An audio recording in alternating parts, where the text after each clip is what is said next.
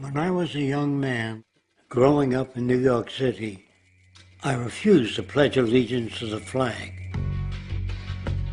Of course, I was sent to the principal's office, and he asked me, "Why don't you want to pledge allegiance? Everybody does."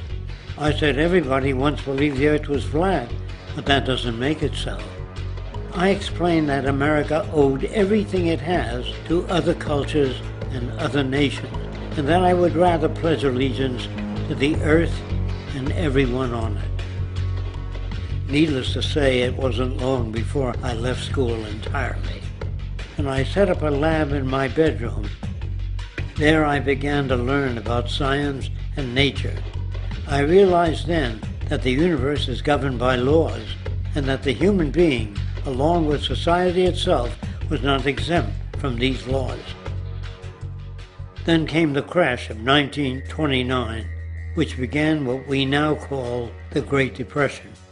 I found it difficult to understand why millions were out of work, homeless, starving, while all the factories were sitting there.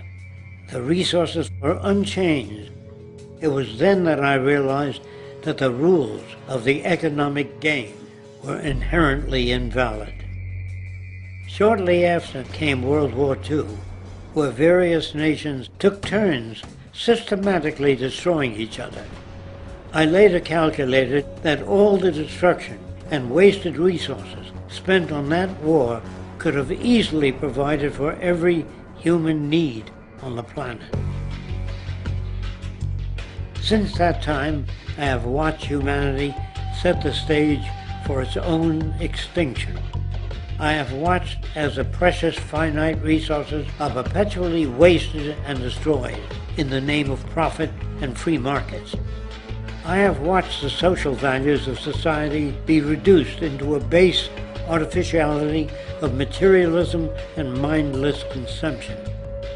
And I have watched as the monetary powers control the political structure of supposedly free societies. I'm 94 years old now, and I'm afraid my disposition is the same as it was 75 years ago. This shit's got to go.